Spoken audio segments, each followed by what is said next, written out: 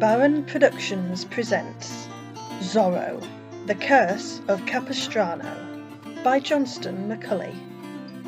Part 3, To Chase a Fox. During the soiree at the Pulido estate, noble Don Carlos had come to bid his daughter return to the festivities, only to find her in the arms of the masked bandit. Scoundrel! Father, please. Don Carlos, I am no enemy of yours. Lay down that sword, Zorro. Surrender to me at once. What? Would you see me captured? You whom the governor despises almost as much as I. What is it you wish here? I came to pay my respects to Señorita Isabella. This done, I shall take my leave. But before I do, I understand that you are throwing a dinner party. Perhaps I might request food and drink for my journey. I am a caballero. I make my claim in justice. Whatever good blood once flowed in your veins has been fouled by your actions. A thief and a highwayman has no claim upon my hospitality. If you fear to feed me, I can help with that regard, sir. Please, do not try anything with that knife, Señorita. I do not wish there to be an accident. Now, if you will go to the kitchens and bring me refreshment, I shall keep your father here at sword point until you return. Typical. To hide behind an old man. Your daughter is a brave young woman, senor. At least you are kind enough to take me hostage rather than her. Now, Don Carlos, surely you cannot hate me as much as you claim. Have I not done many things that should appeal to a man who has been persecuted as yourself? It is true, senor. You have indeed done some things that I have admired. As have you. The way you spoke out against Montesero's unjust measures was very courageous. And now I pay the price. But you, senor, why is it the governor is so particularly bitter against you?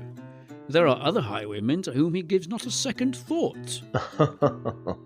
I had a personal clash with His Excellency.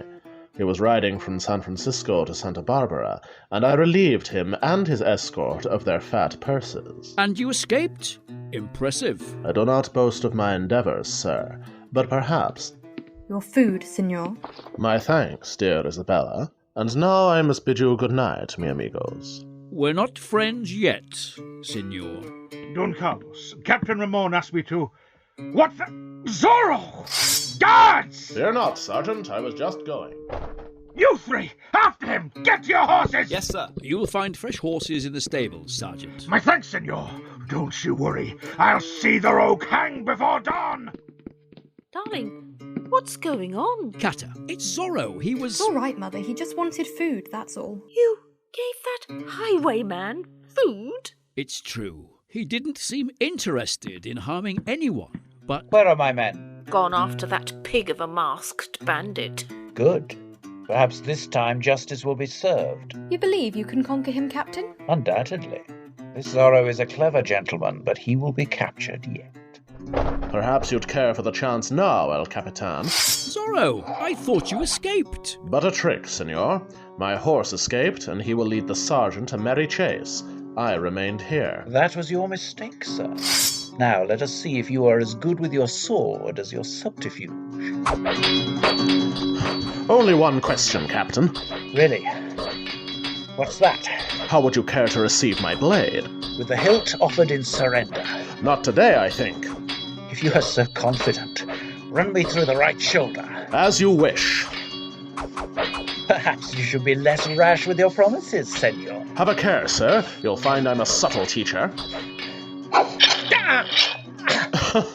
And did you enjoy today's lesson, Captain?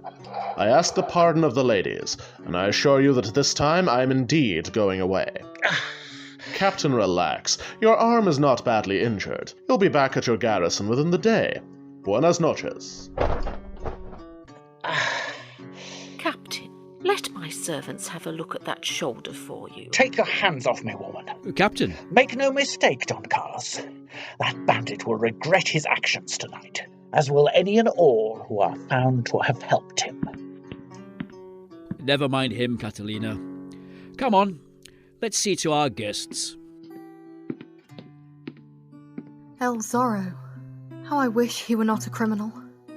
A woman could truly love such a man.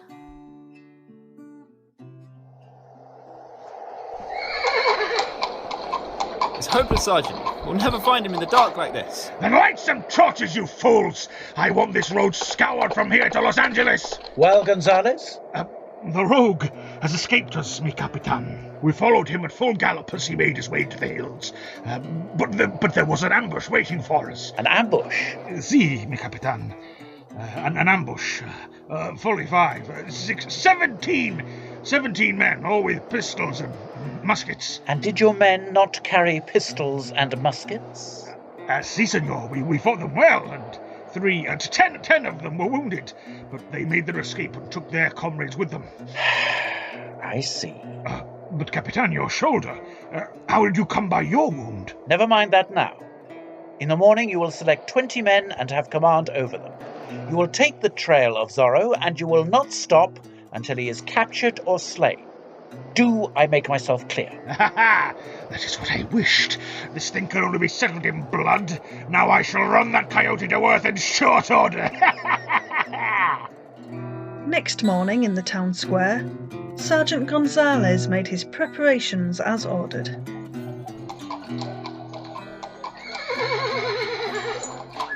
Come along, you men. I want you settled up and ready to go in the next half hour. Corporal Ruiz. I've been looking forward to this. The Curse of Capistrano shall soon cease to exist. Pedro Gonzales is on his trail, and when I stand face to face with this foul fellow... Oh, Sergeant, lower that voice. You'll make enough noise to wake the dead. Diego, I beg your pardon, my friend, but we're acting under orders here. Why?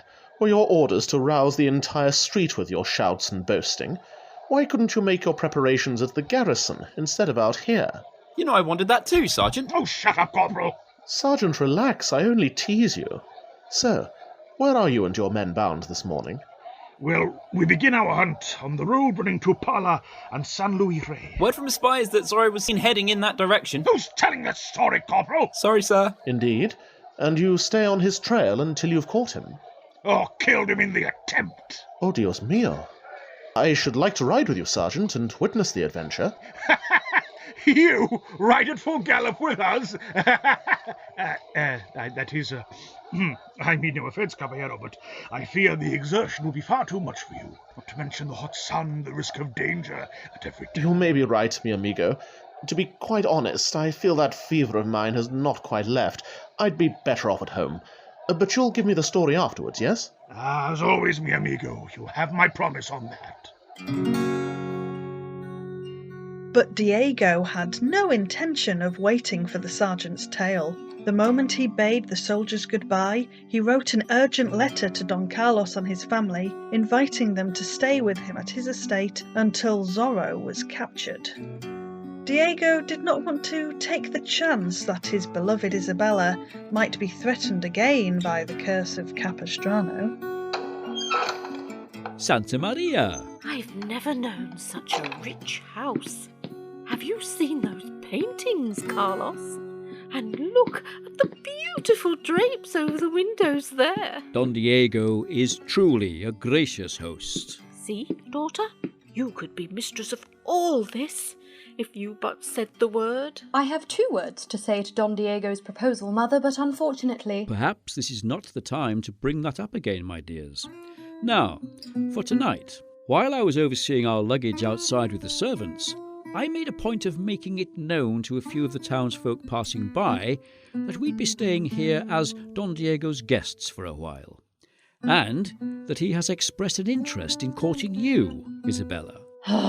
I never said you had to marry him. But why did you have to say anything, Father? Because it brought us a great deal of favour and interest from the nobility in the square.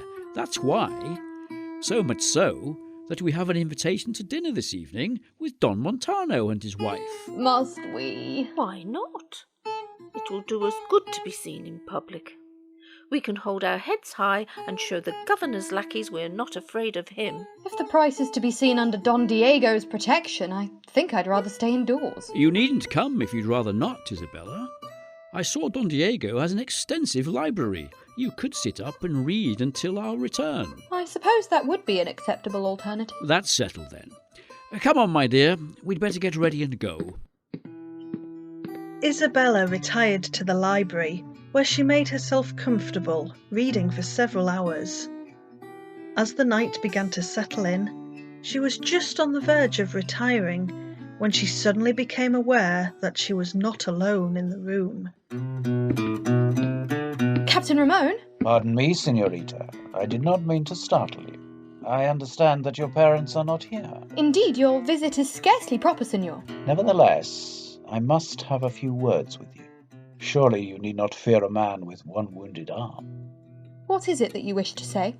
Senorita, I have several times this last month written to you of my interests. Sadly, we live in such days when the servants we enlist cannot be trusted even with the simple task of delivering a letter. Or, no doubt, this would have been resolved long ago. However, it cannot have escaped your attention that I have admired you since our first encounter. Your beauty has inflamed my heart, Senorita, and I would have you for my wife. Captain Ramon, all this is inappropriate. Don Diego is not the man for you. Has he courage or spirit? Is he not a laughingstock because of his weakness? He has been kind enough to offer me shelter and protection, which is more than you have ever done for my family, Senor. Let me into your heart, and I will show you what kindness is. Can you not look upon me fondly? Can you not give me hope that I may win your heart and hand? I must beg you to leave me alone now, Captain. This is all wrong. Would you make my name a byword? What if somebody were to come and discover us alone like this? Nobody will come, Senorita. Can you not give me an answer? No, I could not. Permit me to insist. Let go of my arm, Senor. I like it when you rage. Do you? Then touch me again and you shall see what rage is, Captain. Careful, Senorita. The penalty for raising a blade against an emissary of the crown is death. I would rather die than wed you, Senor. I wed a gentleman or no man, and I cannot say you are such. And you would wed the rich Don Diego and straighten out your father's affairs. You would not wed an honourable soldier, but would sell yourself. I shall take a kiss to pay for you striking me. It will be a pleasure to tame such a wild woman. One moment, senor. What the... Guards! Save your breath for apologies, Captain. Your soldiers are away. Apologies? I may be an outlaw, but I respect women. And you, an officer of the crown, it seems, does not. Or else why would the lady cry out like that? How can you be sure that her cries were not out of pleasure, senor? Perhaps it was she who prompted this breach of convention. It's not true. Another word like that, sir, and I cut you down where you stand. You do well to threaten a wounded man. I'll do more than threaten if you don't apologize to Lady Isabella this instant. Apologize, or I spill your life's blood. Senorita, I have done you wrong. I beg your forgiveness. Now go from this house, and never speak of what has happened here, or I swear that speech will be your last. A pleasure to be of service, my dear. Service? Senor, you have saved me from... I cannot thank you enough for what you have done for me tonight. Nothing any caballero would not have done. You are more than just any caballero, senor. There. The kiss he would have taken is yours.